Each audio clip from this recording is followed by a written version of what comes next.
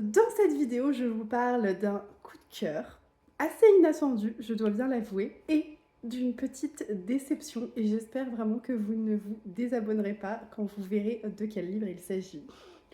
Je sais que c'est un peu une unpopular opinion, mais bon, c'est comme ça, tous les livres ne peuvent pas plaire à tout le monde. Et bien évidemment, il y a eu un énorme craquage livresque. Restez par ici, on parle de tout ça.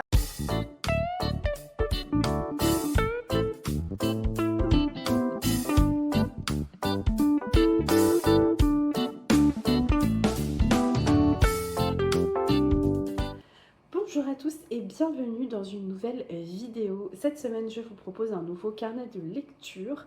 Installez-vous bien confortablement et on est parti pour 3 quarts d'heure de blabla livresque. Nous sommes donc dimanche midi et je viens vous parler de lecture bien sûr. Je viens vous parler d'un livre que j'ai lu en 3 jours cette semaine, franchement. C'est la lecture commune du Sunset History Book Club pour ce mois-ci. Donc ce mois-ci, le thème qui a été choisi, c'est Amérique des années 60 et nous n'avons pas pu sélectionner une seule lecture. 2 romans sont arrivés ex aequo, donc il y a 2 lectures communes ce mois-ci. Nous avons donc d'abord un si long après-midi de Inga Vesper que je n'ai pas encore eu le temps de lire. Je l'avais eu en occasion. Il y a encore l'étiquette, la prévue d'occasion. Bref, je l'avais eu en occasion. Je ne l'ai pas encore lu pour l'instant. D'ailleurs, je crois que sur le Discord, personne n'a commencé la lecture commune pour le moment de celui-ci. Mais j'ai vraiment hâte de me plonger dedans. Et deuxième roman, celui-ci pour le coup, je l'ai lu. La double vie de Dina Miller, de Zoé Brisby. Je l'ai lu, mais en fait, j'ai pas beaucoup de mérite. Hein. Il est très très court, donc c'est pour ça que j'ai préféré commencer par celui-ci, puisque bien évidemment, il n'y avait aucune obligation. C'est-à-dire que si vous êtes intéressé, que vous avez envie de nous rejoindre, vous pouvez décider de lire celui-ci ou bien les deux, mais il n'y a aucune obligation de lire les deux, bien évidemment. Moi, bien sûr, je vais lire les deux, mais vous n'êtes absolument pas obligé de le faire.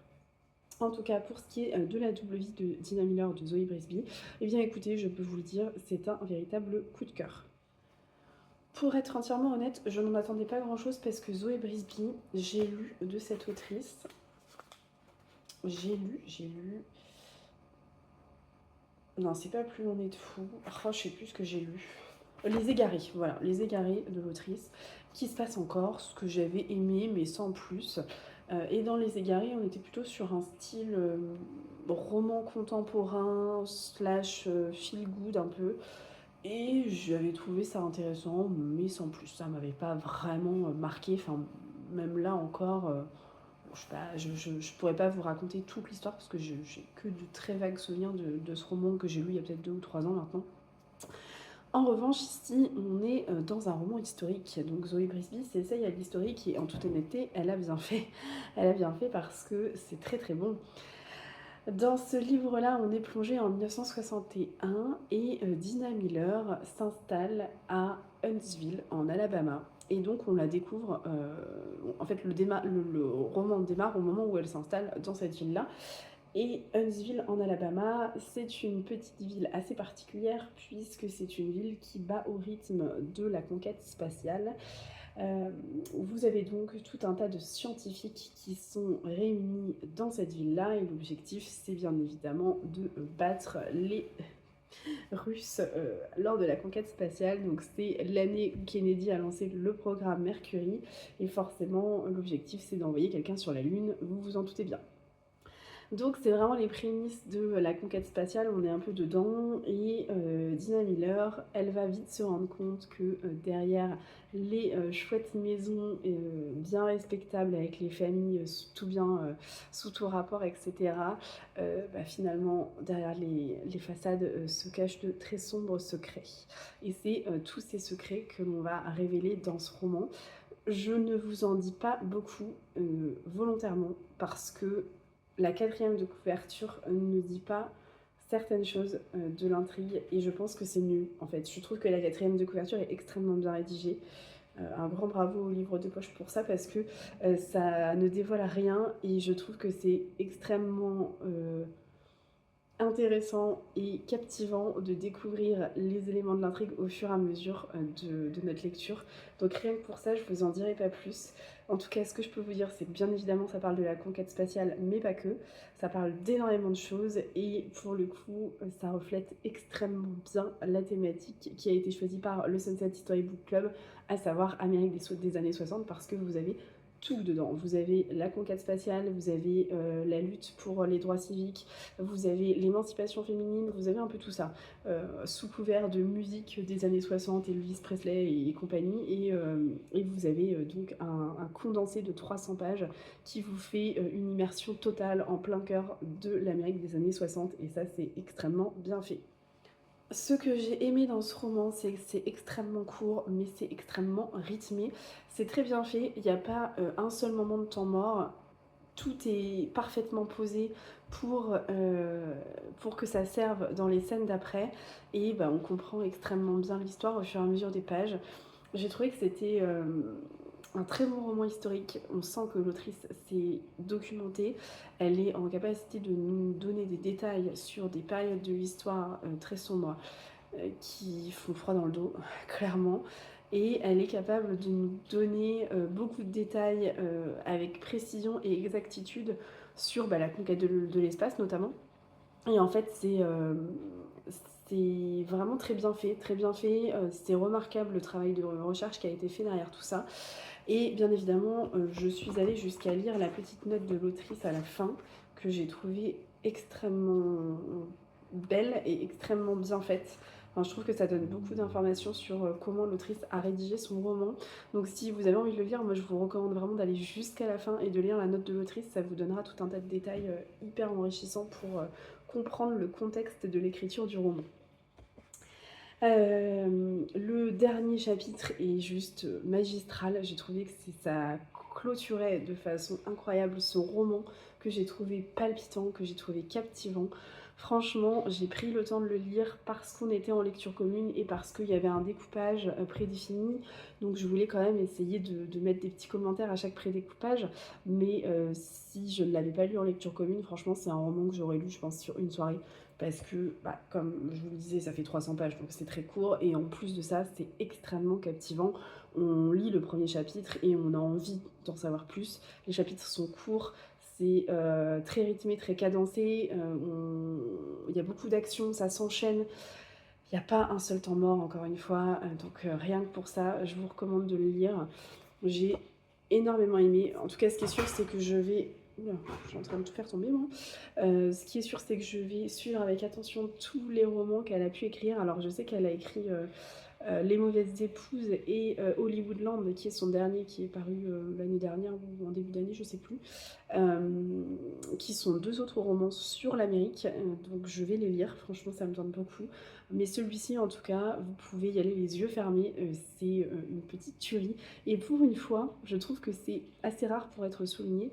On est sur un roman historique extrêmement accessible. Déjà de par le nombre de pages et de par la vulgarisation qu'elle fait de toutes les recherches et de tous les faits scientifiques qu'elle peut amener. Et bien, elle en fait une vulgarisation. C'est extrêmement bien rédigé et c'est extrêmement accessible. Si vous n'avez pas l'habitude de lire des romans historiques et que vous voulez vous essayer à ce genre, typiquement c'est le genre de roman que je vous conseillerais parce que on s'ennuie pas, il y a beaucoup d'action et puis c'est très très très très bien vulgarisé. Donc franchement ça c'est le roman parfait pour moi pour commencer à lire de l'historique. Donc la double vie de Dina Miller, de Zoé Brisby, notez-le dans vos wishlists si vous ne l'avez pas encore lu parce que franchement ça vaut le détour. Bon, du coup, vous l'aurez compris, j'ai quand même beaucoup d'attentes pour celui-ci. J'espère qu'il sera aussi bon. On verra. On verra, on verra. En tout cas, j'espère y retrouver l'ambiance années 60 aux États-Unis que nous propose dans celui-ci parce que c'était extrêmement addictif et très bien fait. Très immersif, en tout cas. Je n'ai donc plus de lecture papier en cours. Il va falloir que je choisisse. Je pense que je vais choisir dans ma pile du Pumpkin Autumn Challenge. Mais je vous en dirai des nouvelles prochainement. Je sais pas encore si je me lance dans de la fantasy ou si je continue plutôt sur l'historique. J'avais bien envie de lire La maison au sortilège de Emilia Hart. Donc est-ce que je reste sur de l'historique ou pas? Bonne question. Je me garde celui-ci pour un peu plus tard, je vais pas le lire tout de suite, je vais faire une pause dans les années 60, on verra après. Mais bon, ça me tente quand même bien de lire La Maison au sortilège. Côté lecture audio, j'ai pris à l'audio le second et dernier tome de la duologie Heartless Hunter de Kristen Ciccarelli. Le deuxième tome s'appelle Rebel Witch. On est donc replongé dans l'univers de l'autrice où on retrouve les deux personnages principaux, Rune Winters et Gideon Sharp. Et franchement, je suis hyper contente de retrouver cette ambiance.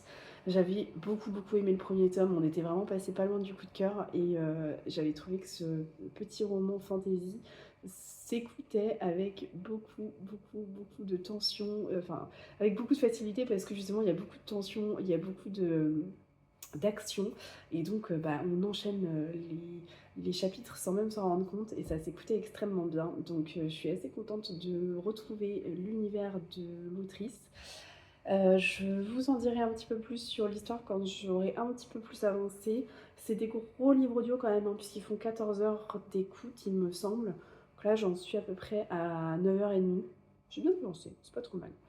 Donc je me laisse encore quelques chapitres et puis je vous parlerai un petit peu plus en détail de l'histoire, même si je suis en train de réfléchir, mais je sais pas si je vais beaucoup pouvoir vous en parler parce qu'en fait je risque de beaucoup vous spoiler ce qui se passe dans le tome 1 et je ne voudrais absolument pas ça. Donc bon, bref, on verra, je vous en reparlerai, c'est sûr.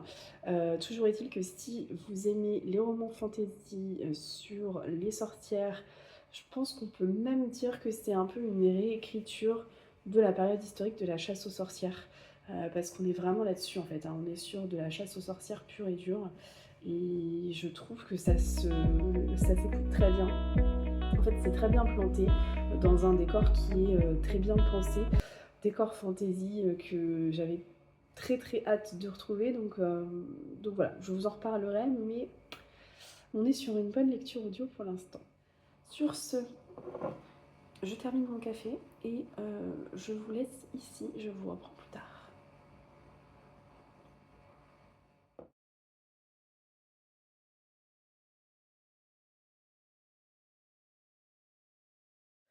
Hello! Bon, il fallait absolument que je vous montre le craquage monumental que je viens de faire.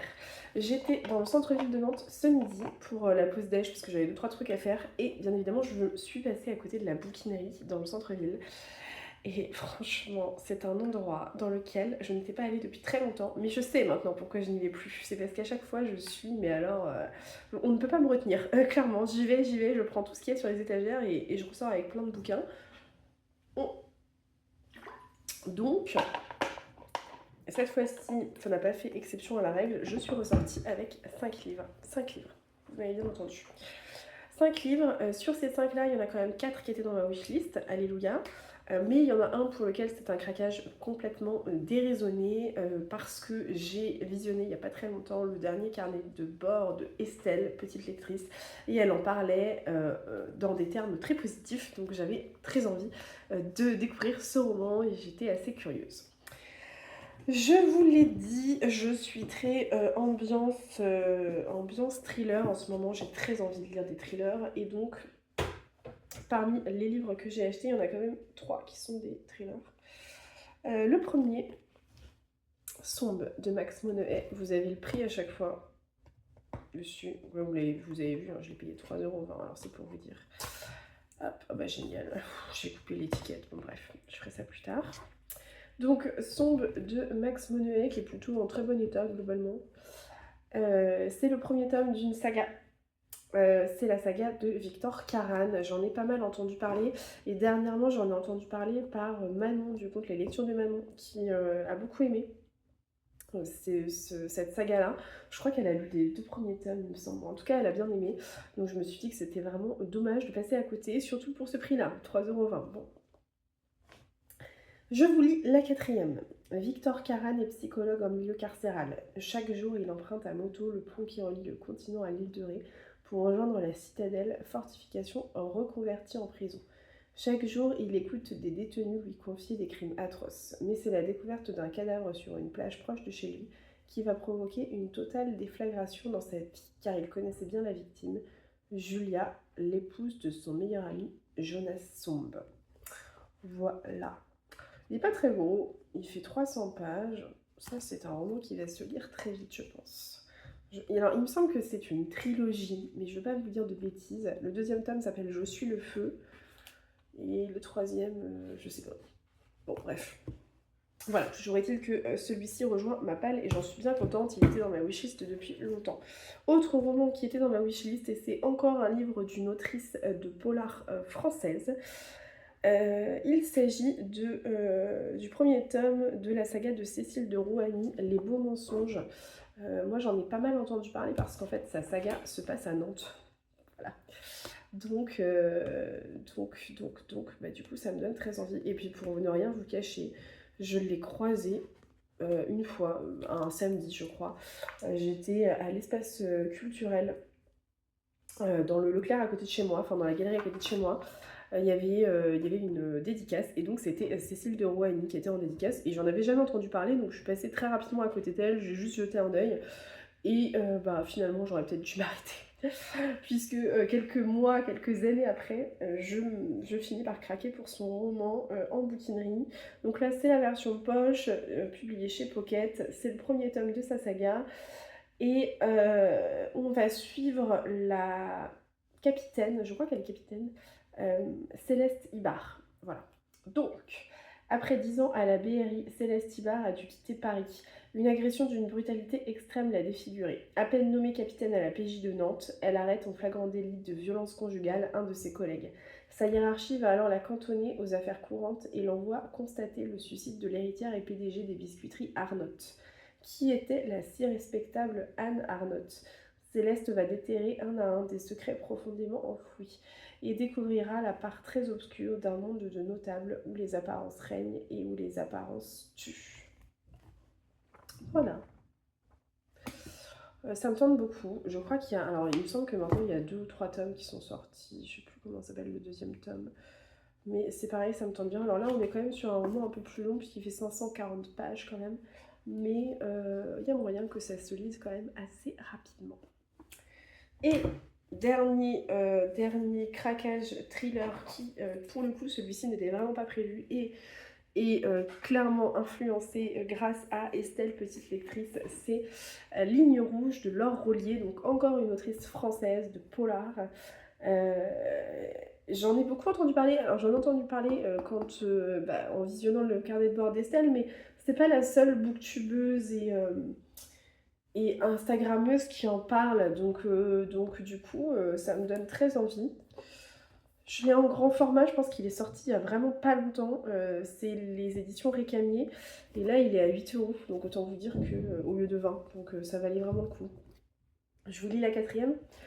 Les secrets bien gardés ne le restent jamais pour l'éternité. Niels et Jennifer, anciennes amies d'enfance, pensaient pouvoir composer avec leurs secrets respectifs. Mais le moment est venu pour eux de s'y confronter. Niels, sapeur-pompier, se rend dans les Landes afin de vider la maison de sa grand-mère décédée.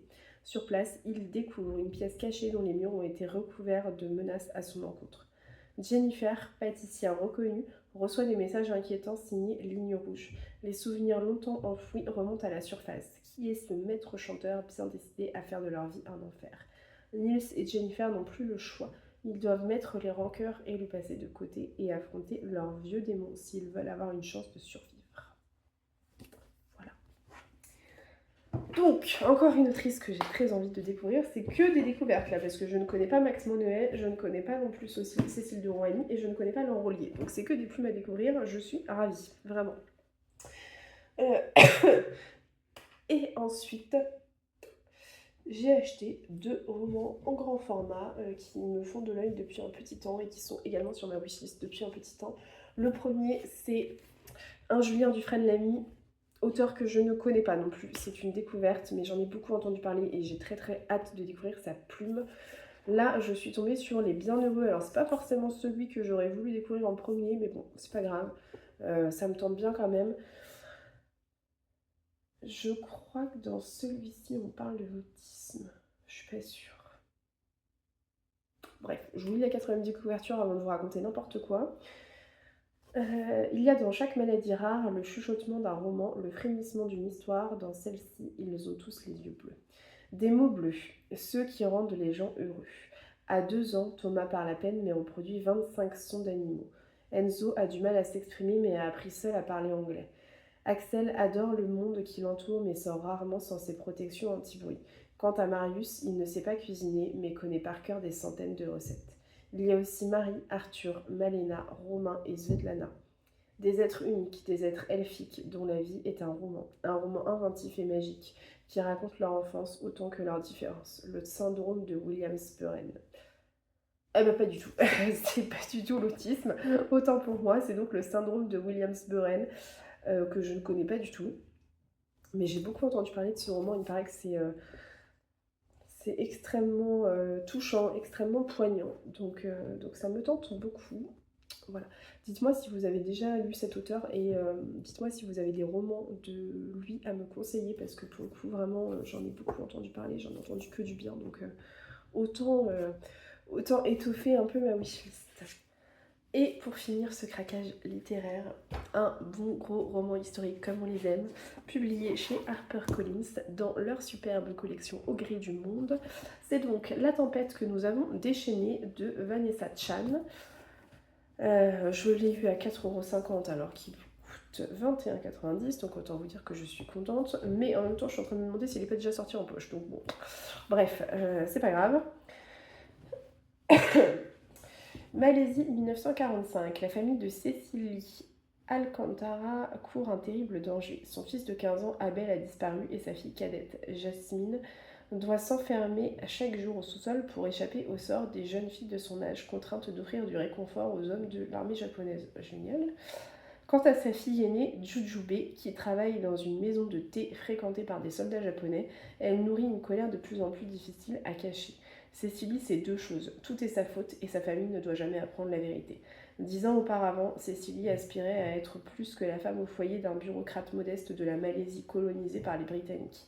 Une rencontre fortuite avec le charismatique général Fujiwara l'a entraînée dans une vie d'espionnage à poursuivre ses rêves d'une Asie pour les Asiatiques. Une décennie plus tard, alors que la guerre atteint son apogée, ses actions l'ont rattrapée. Sa famille est au bord de la destruction et elle est prête à tout pour la sauver. Oh, ça me tente trop. Oh là là là là, j'ai trop envie de le lire maintenant. Mais enfin bon, il s'agirait de travailler maintenant. Hein. Bref. Ah oui, c'est vrai que je regarde un peu les parutions de la collection Au gré du monde. Alors c'est dans cette collection-là que vous avez la saga qu'a fait Angel, je sais pas comment ça se prononce, de Anne Jacobs, que je ne lirai pas moi parce que j'avais pas du tout apprécié la Villa aux étoffes. La saga La Villa aux étoffes que j'ai abandonnée au bout du 2e tome, il me semble, donc j'irai pas, j'arrête avec cette autrice, je pense qu'elle a une écriture trop lente pour moi. Donc j'irai pas là-dessus, mais je me souviens que j'avais eu pas mal de...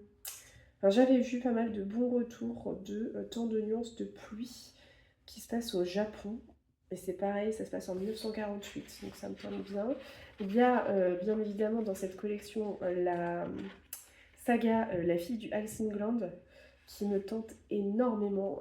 J'ai le premier tome hein, dans ma palle. Il faudrait que je le lise aussi celui-là. Et je crois qu'il y en a d'autres qui sont... Bah, il y en a plein d'autres hein, qui sont sortis depuis, mais c'est vrai que ça, c'est les premières parutions, et honnêtement, ça me tentait bien.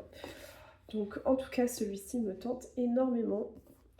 Je ne vais pas le lire cet automne, hein, parce que ma palle est déjà bien complète, mais je sais pas, pour cet hiver, peut-être, pourquoi pas, avec un petit Julien Dufray de Lamy, et puis un petit Max Monnier, ou alors carrément ça. Ou peut-être carrément les 5, on va voir. Bref. Donc voilà mon craquage complètement pas raisonnable, mais en même temps, il y en a 4 qui sont dans ma wishlist. Qu'est-ce que c'est que ce bruit? Il y a des bruits dans mon bureau, c'est génial. Allez, sur ce, j'arrête de blablater et je vous reprends plus tard.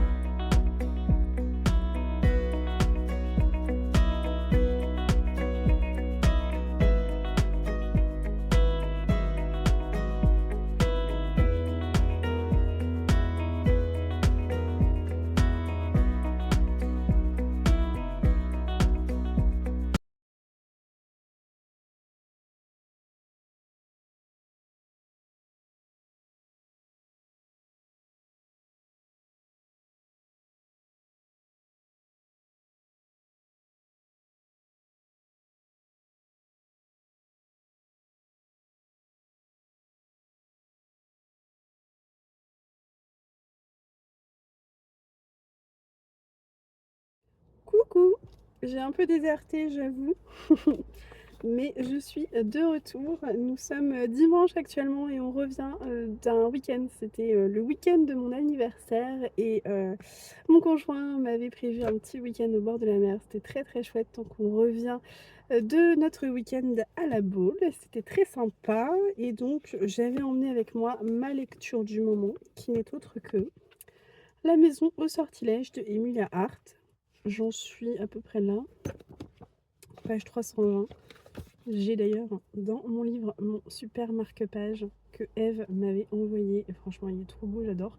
Il est de saison, comme vous pouvez le voir. Donc c'est pour ça que je l'ai glissé dans mon livre. Bien entendu, je viens vous reparler de l'histoire et compagnie, mais écoutez, je l'avais mis dans ma pile à lire pour le défi automnal du Sunset History Book Club parce que j'en ai énormément entendu parler. Vous avez été très très nombreuses à me faire des retours très positifs sur ce livre, à me dire que vous l'aviez adoré. Il a fait l'objet de beaucoup de coups de cœur et compagnie, donc je m'étais dit: «Ah trop chouette!» J'avais très très envie de commencer par son dernier Les Sirènes, mais bon j'ai un peu, laisser passer le temps. Je l'avais mis dans la pile à lire estivale et je ne l'ai pas lu, donc bon bref, je me suis dit: «Tant pis, je vais me diriger vers celui-ci qui a visiblement plus d'avis positifs que Les Sirènes». Bon, je vais peut-être pas me faire des copines par ici, mais j'avoue que je suis pas hyper emballée par cette lecture. 321 pages et je trouve qu'il se passe pas grand-chose. En fait, je trouve que c'est très lent. C'est un roman qui est plutôt contemplatif. C'est très, très lié, à la nature, et tout ça et je trouve que c'est assez contemplatif et un petit peu long. Voilà. Voilà, J'arrive avec le kebab. super. Ça sent le kebab à fond, c'est pas grave, on est ravis. Tiens, prends-moi ça. Merci. On vient de rentrer, il fait vraiment trop trop beau aujourd'hui, c'est un truc de fou. Il doit faire, à peu près 17 degrés, donc c'est plutôt chouette. J'ai mon petit café, je voulais me poser dehors pour vous parler parce que quand même, je vous ai pas dit grand chose sur la maison sortilège, donc je voulais me poser un peu dehors pour vous parler. Mais il y a un peu de passage quand même dans la route au fond de notre jardin, enfin sur la route au fond de notre jardin. Et il y a un peu de vent, donc j'ai un peu peur que vous entendiez pas grand chose. Donc je vais plutôt prendre le parti de finir mon café et de venir vous parler, mais à l'intérieur cette fois-ci. C'est bon, je suis installée, je peux donc vous parler de ce roman. Finalement, je vous en ai pas dit grand chose, donc je voulais vous en parler un petit peu plus en détail quand même, notamment vous parler un peu de l'histoire. Puisque dans ce roman, on est sur un roman qui a tout pour me plaire, dans le sens où vous avez 3 temporalités différentes. Vous le savez, moi j'adore tout ce qui est triple temporalité, double temporalité, enfin ça j'adore. Je trouve que ça amène beaucoup de dynamisme en fait au récit à chaque fois. Et on est là-dedans, on est dans un roman avec 3 histoires différentes qui s'écrivent en parallèle, mais qui bien évidemment ont des liens, vous vous en doutez. Donc dans la première temporalité, on fait la connaissance de Alta en 1619, qui est une jeune femme de 21 ans, guérisseuse, qui connaît énormément de choses sur les plantes. Tous les villageois font appel à elle pour soigner les petits bobos, les petites choses comme ça, jusqu'au jour où un fermier, qui est une figure un peu locale, meurt subitement piétiné par son troupeau de vaches et on va désigner Alta comme étant la coupable. On va dire qu'elle a lancé un sort qui a ensorcelé les vaches et donc bien évidemment il va y avoir un procès puisqu'on va l'accuser de sorcellerie. Voilà, charmant. Ensuite, on a une deuxième temporalité en 1942 où là on fait la connaissance de Violette qui est une jeune femme qui est un peu cloîtrée dans le domaine familial et désolée, mais là moi je trouve que dans cette temporalité il se passe pas grand chose jusqu'au moment où elle reçoit la visite d'un cousin éloigné. Là il va se passer des choses assez négatives, hein, clairement, enfin même complètement négatives. Mais en dehors de ça, en fait, on suit juste Violette qui vit un peu avec le souvenir de sa mère décédée en couche. Et il y a pas mal de rumeurs autour de sa mère où voilà, on explique à Violette que sa mère était un peu possédée, qu'elle était une sorte de sorcière, qu'elle entendait un peu les esprits, ce genre de choses. Donc voilà, ça c'est la deuxième temporalité. Et la dernière temporalité, ça se passe en 2019 et là on fait la connaissance de Kate qui fuit Londres parce qu'elle fuit son mari extrêmement violent. Je pense que on n'a jamais vu un personnage plus ignoble que celui-ci. Encore heureux que moi personnellement je n'en ai jamais croisé des gens comme ça, mais heureusement, enfin et vraiment j'espère qu'il n'en existe pas, parce que vraiment celui-ci il est très très, enfin il va très très loin dans l'emprise psychologique qu'il peut avoir sur sa femme. Donc bref, en tout cas elle fuit ce quotidien très violent et elle va se réfugier enfin dans la maison dont elle a hérité quelques mois plus tôt, une maison qu'elle a héritée d'une de ses grandes tantes, enfin de sa grande tante, qu'elle ne connaissait pas plus que ça. Et donc elle va faire de cette maison un peu son refuge. Il y a un grand jardin avec beaucoup de mauvaises herbes, beaucoup de lierre, un jardin un peu abandonné quoi finalement. Et en fait ça va être un peu son refuge. Et elle va avoir un lien particulier qui va se développer avec la nature. Voilà. En gros, voilà ce que je peux vous dire sur l'histoire. Je Je sais pas trop quoi vous en dire, parce qu'en soi, l'histoire en elle-même et les intrigues sont intéressantes, ça, il y a rien à dire là-dessus. C'est un roman qui est très féministe, dans le sens où bah, ça parle beaucoup des femmes qui sont victimes, parce que là, vraiment, dans les 3 cas, on est sur des femmes qui sont victimes de la société actuelle, qui sont victimes de la violence des hommes, de l'emprise des hommes. On est là-dessus, hein, clairement, donc bon, je vois pas très bien comment on ne peut pas aimer ce genre de récit parce que, bah, au-delà du fait que c'est violent, que c'est dur parfois à lire, bah, je trouve que ça met extrêmement bien en évidence des thématiques qui sont encore actuelles à l'heure d'aujourd'hui et qui sont bah, nécessaires. En tout cas, il est nécessaire d'en parler. Donc, je trouve que, voilà, sur l'histoire, il n'y a pas grand-chose à dire. Si ce n'est que, je vous le disais juste à l'instant, moi j'aime quand il y a des multiples temporalités, justement parce que ça apporte du dynamisme et de la profondeur au récit. Là, en l'occurrence, je trouve que ce n'est pas le cas. En fait, le dynamisme, il n'y en a pas, c'est lent, c'est très très lent. Et moi, les récits trop lents, oh là là, c'est vraiment pas ma tasse de thé, hein. Et donc là, bah, clairement, ce qui est sur le devant de la scène, c'est la nature, les plantes, le petit côté un peu mystique, sorcellerie, tout ça. On sent qu'il y a des secrets, on sent qu'il y a beaucoup de choses dans chaque temporalité, mais ben, on n'en sait pas plus et franchement on n'avance pas quoi, on n'avance pas et moi je trouve que le rythme est assez peu maîtrisé par rapport à ça. Au sens où, bah là, j'en suis quand même à 321 pages, hein, donc quand même, j'en ai lu, hein, voilà. Je suis rendue, je pense, à la fin de la deuxième partie, oui c'est ça, puisque, bah voilà, très bien. La troisième partie commence à la page 335, donc j'en suis vraiment à la fin, hein. Euh, et pour le moment, je vois pas où l'autrice veut aller. Et ça, franchement, ça me frustre un petit peu. Je ne sais pas où on va. Et je- franchement, là, vraiment, j'étais en train de lire quand on rentrait tout à l'heure en voiture. Là, et j'étais à deux doigts de dire, bon, ok, j'arrête là, j'arrête là, j'arrête là. Et je me disais, mais non, il faut que tu continues. Parce qu'il y a des choses quand même qui m'interpelle. Du coup, je disais à mon conjoint, ah ouais, mais non, je vais pas abandonner maintenant parce qu'il y a cette histoire-là, bah, notamment Alta, il faut savoir ce qui va se passer pendant son procès en sorcellerie, tout ça, donc je voulais pas abandonner.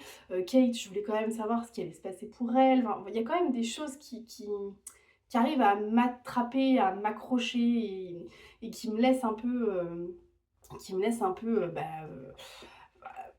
bah, je suis en attente, quoi. Je suis en attente, je veux savoir ce qui va se passer. Mais bon, c'est un petit peu long. C'est un petit peu long à venir. Donc dites-moi ce que vous en avez pensé, si vous l'avez lu, si vous avez vous aussi ressenti ces longueurs-là, ou si au contraire vous avez été complètement happé par l'ambiance dès le début, et auquel cas vous n'avez pas du tout ressenti ça. Je sais que vous avez été très très nombreuses à avoir des coups de cœur phénoménaux pour ce roman, donc je remets absolument pas en cause ça, absolument pas en cause vos coups de cœur déjà, et je remets pas en cause le fait que c'est un très bon roman parce que c'est très bien écrit, parce que comme je vous disais, il y a des thématiques qui sont profondes, qui sont actuelles et qui sont vraiment importantes, et ça je le remets pas en cause. C'est juste que je trouve que c'est lent, vraiment. Et je sais pas, je sais pas, il y a un truc qui a fait que j'ai pas été happée dès le début. Et ça fait que j'en suis là, voilà. Voilà. Donc je vous en dirai plus quand j'aurai lu la troisième partie. Peut-être que la troisième partie va me happer un peu. Du coup, j'ai quand même pris le parti d'aller lire quelques avis à droite à gauche, notamment sur Babelio, parce que je le fais pas mal ça. Et j'ai cru comprendre qu'effectivement, dans le dernier tiers, il se passait pas mal de choses et que ça s'accélérait beaucoup. Donc c'est aussi pour ça que je me dis non, je ne l'abandonne pas, j'y vais, je reste concentrée et je continue, parce que je veux vraiment voir ce qui se passe dans la troisième partie. Beaucoup ont dit que le dénouement valait vraiment le coup, donc je me vois pas l'abandonner maintenant, clairement. Donc on va voir ce que ça va donner. Mais si vous avez envie d'une ambiance très nature, très basée sur les plantes, sur la sorcellerie, tout ça, bon bah je pense que vraiment c'est un roman de saison, c'est un roman qui du coup a de nombreuses qualités qui pourraient vous plaire. Et bien évidemment, comme je le dis à chaque fois, faites-vous votre propre opinion. Ça peut passer ou ça peut casser, mais au moins vous aurez votre propre opinion.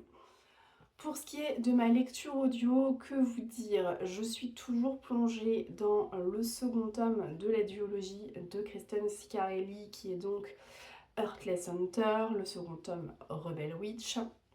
Je suis toujours plongée dans cette écoute audio. Il me reste à peu près 6 heures d'écoute, donc j'avance doucement mais sûrement. J'ai pas du tout écouté ce week-end, j'avoue qu'on on a profité un peu du fait d'être tous les deux sans enfants, hein, donc on n'a pas trop lu, pas trop fait des choses dans notre coin, on était tous les deux, donc c'était très sympa aussi. Donc je n'ai pas eu l'occasion du tout d'écouter mon livre audio, mais c'est pas grave, je continuerai à l'écouter la semaine prochaine. C'est un livre audio que j'aime bien parce que j'aime bien en fait l'ambiance qui s'en dégage. Je voulais vous faire un résumé un peu détaillé, mais je me suis rendu compte que je ne pouvais tout simplement pas parce que le tome 1 termine sur un cliffhanger tellement phénoménal que si je vous raconte ce qui se passe dans le tome 2, je vous spoil le tome 1. Donc c'est naze, franchement, je peux pas faire ça. Donc du coup, je vais pas vous en parler. Ce que je peux juste vous dire, c'est qu'on retrouve les deux personnages principaux du tome 1. On retrouve donc Rainy Winters, qui est l'héritière sorcière du tome 1, le fameux Sphinx rouge, et on retrouve Gideon Sharp, qui est le capitaine de la Nouvelle République, enfin un capitaine de la Nouvelle République, de la garde de la Nouvelle République, qui est missionné pour chasser les sorcières, voilà. Donc on va retrouver en fait cette ambiance que j'ai tant appréciée dans le premier tome, qui est l'ambiance chasse aux sorcières, une ambiance très mystérieuse, avec beaucoup de suspicion, avec beaucoup de suspense, avec beaucoup de violence aussi, il faut le dire. C'est une ambiance que j'avais bien aimée dans le premier tome, j'avais trouvé que l'autrice, elle arrivait très bien à nous immerger dans cette ambiance particulière, très sombre, et bah, on la retrouve dans le second tome. Après, c'est un petit peu comme La Maison au sortilège, vous allez vous dire, non mais c'est la thématique du carnet de lecture, hein. Je trouve que c'est un peu lent sur sur ce deuxième roman, ce deuxième tome. C'était un peu lent dans le sens où vous avez une intrigue, une des intrigues principales du livre qui est, ça je peux vous le dire sans trop vous spoiler je pense, on recherche notamment un des descendants de la famille Roseblood. La famille Roseblood, c'était la famille royale qui était au pouvoir avant l'instauration de la Nouvelle République, et donc on recherche un héritier, un descendant de cette famille-là. Et clairement, là, j'arrive quand même à plus de la moitié du livre audio, et on est toujours pas dans la recherche du descendant, quoi. Donc à un moment, il va falloir que ça s'accélère aussi, parce que je trouve qu'on perd un peu de temps. Euh, j'ai un petit peu peur que ce tome, il souffre de la maladie un peu des seconds tomes, qui est, bah voilà, on fait un second tome parce qu'on essaye de tirer toutes les ficelles au maximum, au maximum, au maximum, et en fait, en soi, on se rend compte qu'un seul tome, ça suffisait largement, quoi. Donc j'ai un petit peu peur de ça, en toute honnêteté, parce que je suis très contente de retrouver l'ambiance et tout, mais pour l'instant, on n'apprend pas grand-chose de plus par rapport à ce qu'on avait dans le premier tome. Et le premier tome était tellement waouh, tellement avec un rythme tellement bien maîtrisé, avec des plot twists situés au bon moment dans l'intrigue à chaque fois, qui étaient vraiment inattendus, qui nous surprenaient à chaque fois, que là j'ai peur que le soufflet retombe un petit peu, quoi. Bon, on va voir. Toujours est-il que je vais finir la duologie, hein, maintenant que j'en suis là, je vais aller jusqu'au bout. Si vous aimez toutes les histoires de chasse aux sorcières et compagnie, je trouve que c'est une très bonne réécriture fantasy de l'histoire avec un grand H de la chasse aux sorcières. Vraiment, c'est une belle réécriture, c'est très bien fait. Comme je vous disais, l'ambiance est vraiment immersive. Et ne serait-ce que pour ça, ça vaut vraiment le coup de lire au moins le premier tome. Donc si vous aimez la fantasy, allez-y sans trop de soucis, parce que le monde créé est incroyable. Et l'ambiance qui s'en découle est très très bonne. Et puis on est sur un world building qui est pas trop compliqué à comprendre, on est sur quelque chose qui est bien fait, où on a pensé à tout, chaque case est à sa place, et ça s'écoute très bien, du coup c'est pas très compliqué à écouter, en tout cas j'imagine pas très compliqué à lire. C'est pas comme certains mondes fantasy où on ne comprend strictement rien. Là c'est simple en fait à comprendre, Et c'est ça aussi que j'apprécie dans ce genre de fantasy, parce qu'on n'est pas sur un truc trop compliqué. Bien sûr, on est sur un peu de romantaisie, donc il y a de la romance qui prend un petit peu de place, mais sans trop en prendre beaucoup. Si vous avez peur du smut, bah allez-y, parce que clairement il n'y en a pas, ou très peu. Enfin, il y a eu une scène, je crois, dans le premier tome, si je me souviens bien, mais là dans le second, il n'y en a pas du tout, alors qu'on est déjà à la moitié du roman. Donc on aura peut-être un petit peu plus tard, mais honnêtement, c'est très très supportable, entre guillemets. Donc voilà, si vous n'aimez pas ça, vous pouvez les yeux fermés. Je vous en reparle quand je l'ai terminé, et puis voilà, je vous laisse ici, puisque j'ai un petit peu de cuisine à faire, il faut quand même qu'on aille récupérer nos loulous.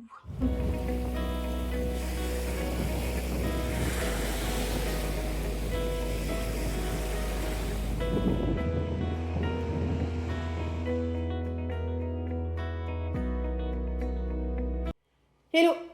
Je prends quelques minutes pour venir vous parler. Nous sommes lundi soir, il est 18h30 passé. Mes petits loulous ne vont pas tarder à arriver. Et alors après, je vais rentrer dans le tunnel du soir. Donc je n'aurai absolument pas le temps de faire quoi que ce soit d'autre que de m'occuper de mes enfants. Donc je me suis dit que j'allais venir vous parler avant. Je viens clore le carnet parce que ça fait un petit temps qu'il est ouvert maintenant. Donc je voulais clore le carnet, mais surtout je voulais vous donner mon avis final sur ce roman que j'ai fini de lire hier soir. Comme je vous le disais, franchement, il faut bien l'avouer, vous avez raison. Sur la dernière partie, les choses s'accélèrent grandement. On fait des découvertes assez surprenantes, je trouve, sur le personnage de Alta, qui est la femme de 21 ans que l'on suit dans les années 1620, là. Et les choses se résolvent petit à petit pour Violette et pour Kate dans la temporalité de la Seconde Guerre mondiale et en 2019, dans la temporalité un petit peu plus contemporaine. Donc effectivement, ça s'accélère beaucoup plus sur le dernier tiers. Mais malgré tout, mon avis ne va pas changer sur le roman, c'est-à-dire que je trouve que le rythme est globalement assez mal maîtrisé, dans le sens où dans les deux premières parties, on est plutôt sur quelque chose de très contemplatif, avec un roman plutôt d'ambiance, où on instaure une ambiance assez particulière, assez malaisante, où la nature est très...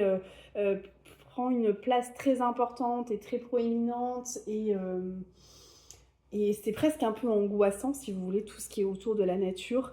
Et à côté de ça, dans le dernier tiers, on a toujours cette ambiance, mais il y a beaucoup de choses qui se passent. Et bon, je trouve que le rythme n'est pas hyper bien maîtrisé, vraiment. C'est un peu dommage d'ailleurs, c'est un peu dommage, mais bon, c'est comme ça. Autre chose qui pêche un peu, mais ça c'est purement personnel, en fait, vu qu'on parle beaucoup de la nature, on parle beaucoup des oiseaux et on parle beaucoup des insectes. Et moi j'avoue que tout ce qui est oiseaux, j'en ai une peur bleue, hein. Moi j'aime pas trop tous les oiseaux, les poules, ce genre de choses là, ça me fait un peu flipper. Donc là, il y a quelques passages où il y a des histoires de corneilles, d'attaques de corneilles, de machins, de trucs. Enfin moi ça me fait flipper, il y a trop d'oiseaux dans ce roman. D'ailleurs là, la couverture, moi je suis pas hyper fan, hein, perso. Et c'est pareil, il y a plein de passages où on parle d'insectes, d'abeilles, de bourdons, de trucs rampants et tout. Moi ça me... Voilà, ça me glace un peu le sang, cette ambiance-là, et j'avoue que je suis pas très fan, donc bon. Après, c'est purement personnel, ça, bon, bah, soit ça vous dérange pas, soit ça vous dérange, bon, voilà. Moi, je suis plutôt de la team qui est un peu froussarde par rapport à ça, donc forcément, ça m'emballe pas plus que ça.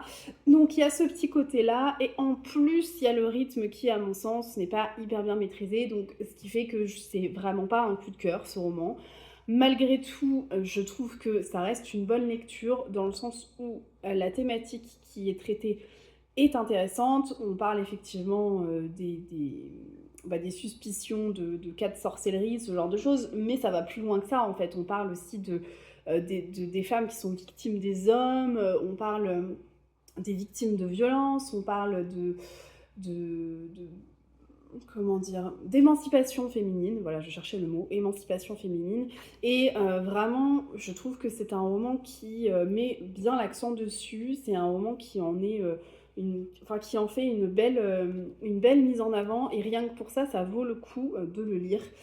Donc, comme je vous le disais, tentez l'expérience, parce que bon, ça peut peut-être vous plaire, si vous n'êtes pas trop allergique aux romans contemplatifs et aux romans d'ambiance. celui-ci peut clairement faire l'affaire et être une très belle surprise pour vous.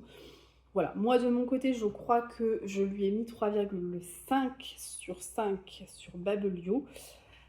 Et je ne mettrai pas plus parce que, voilà, je vous ai expliqué les raisons. Moi, ça n'a pas été un coup de cœur, mais je comprends totalement que l'on puisse être vraiment embarqué par l'histoire. Il faut aussi souligner que la plume de l'autrice est très très intéressante. Je dirais pas qu'elle est poétique, mais c'est une plume assez sensible, on le voit, et c'est une plume qui nous décrit beaucoup l'ambiance. Et ça se sent en fait, ça se sent, c'est une plume très descriptive, parfois un peu mystique, je sais pas si on peut vraiment dire mystique, mais voilà, pas poétique, ça c'est sûr, mais on est quand même dans quelque chose qui nous fait ressentir l'atmosphère dans laquelle on est, et ça, bon, bah, c'est quand même quelque chose qu'il faut souligner. Voilà mon retour sur La Maison au Sortilège. Je ne vais pas vous cacher que je suis un petit peu dubitative par rapport à son deuxième roman qui est Les Sirènes, puisque vous avez été assez nombreuses à me faire un retour en me disant que Les Sirènes vous avaient moins plu que La Maison au Sortilège. Donc, étant donné que celui-ci ne m'a pas franchement emballé, bon, j'espère que Les Sirènes va quand même me laisser un meilleur souvenir. On verra. On verra, mais ce qui fait que, bon, j'avoue que autant j'étais hyper emballée de lire Les Sirènes et La Maison au Sortilège, j'avais très très envie là dernièrement de découvrir Emilia Hart. Bon là j'avoue que ça me freine un petit peu, donc je ne sais pas si je vais le lire tout de suite, Les Sirènes. Sur ce, bien évidemment, je n'ai pas trop avancé dans mon livre audio, surtout que j'étais en télétravail là aujourd'hui, donc j'ai vraiment pas avancé. Mais je vous ferai un retour plus tard dans un prochain carnet de lecture. Je vais donc en rester là pour ce carnet.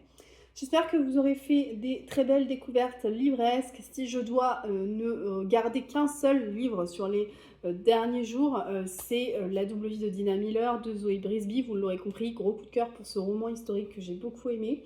Ceci dit, s'il vous intéresse, allez-y quand même. On est quand même sur une thématique très sorcière là, hein, sur ces derniers jours. J'espère vraiment que ce carnet de lecture vous aura plu, que vous aurez passé un agréable moment en ma compagnie, que vous aurez noté quelques titres pour les ajouter, ou pas hein, d'ailleurs, dans votre wishlist.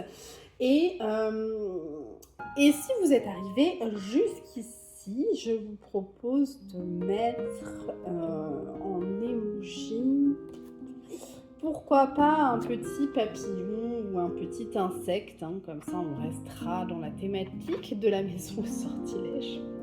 Je pense que c'est la seule vidéo dans laquelle vous m'entendrez dire ça, hein, parce que vraiment les insectes, c'est pas ma tasse de thé. Vous pouvez même mettre un oiseau si vous voulez, si ça vous fait plaisir, allez-y. Voilà, mais si vous avez envie de papoter un petit peu plus avec moi, n'hésitez pas à m'écrire un vrai commentaire, je me ferai un plaisir de vous répondre. Et bien évidemment, on se retrouve dès la semaine prochaine pour une nouvelle vidéo. Allez, ciao!